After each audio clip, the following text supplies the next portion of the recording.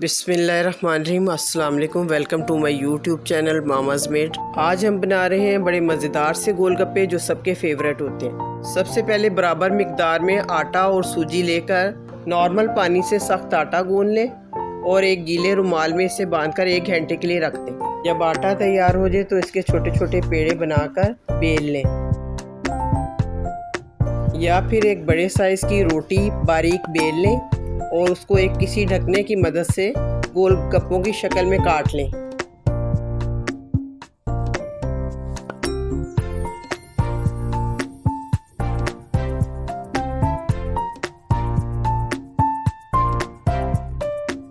ایک کڑھائی لیں اور اس میں آئل ڈال لیں اور آئل کو اچھا سا گرم کر لیں۔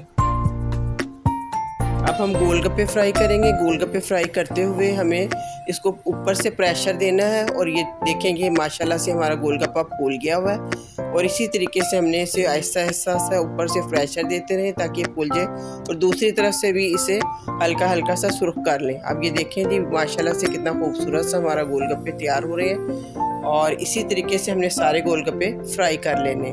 دوسری طرف ہم املی کی چٹنی تیار کرنے کے لیے ہم نے آدھا کپ املی لیا، آدھا کپ چینی لی ہے، زیرہ پاؤڈر لیا ہے، چاٹ مسالہ لیا ہے اور تھوڑا سا سرکہ ایڈ کرنا ہے۔ اس طرح سے ہماری املی کی چٹنی تیار ہو گئی ہے۔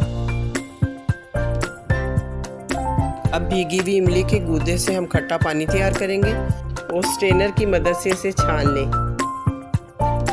اس میں 2 گلاس پانی اور ایڈ کر دیں گے، اور ہری چٹنی جو ہم نے بنا کے رکھی ہے پودینہ، ہرا دھنیا اور ہری مرچ کے ساتھ، تو وہ بھی ہم 1 چمچ اس میں بھر کر ڈال دیں گے، اور چاٹ مسالہ ایڈ کریں گے اس میں تھوڑا سا 1 چمچ، تھوڑا سا نمک ڈالیں گے، اور بھنا ہوا پسا ہوا زیرہ ڈالنا ہے اس میں۔ آخر میں ہم اس میں برف شامل کر دیں گے۔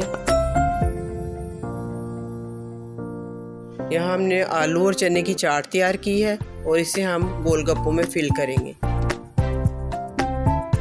آپ مختلف قسم کی چٹنیاں ڈال کر اسے انجوائے کر سکتی ہیں۔ میں نے یہاں پر 2 طرح کی چٹنی بنائی تھی، ایک میٹھی چٹنی اور ایک گرین چٹنی بنائی ہے میں نے پودینے کے ساتھ، اور آپ اس میں دہی بھی شامل کر سکتے ہیں اور کھٹے پانی کو ڈال کر بڑے مزے سے کھا سکتے ہیں۔ ویڈیو پسند آئے تو لائک کریں، شیئر کریں، سبسکرائب کریں، اور مجھے اپنی دعاؤں میں یاد رکھیں۔ اللہ حافظ۔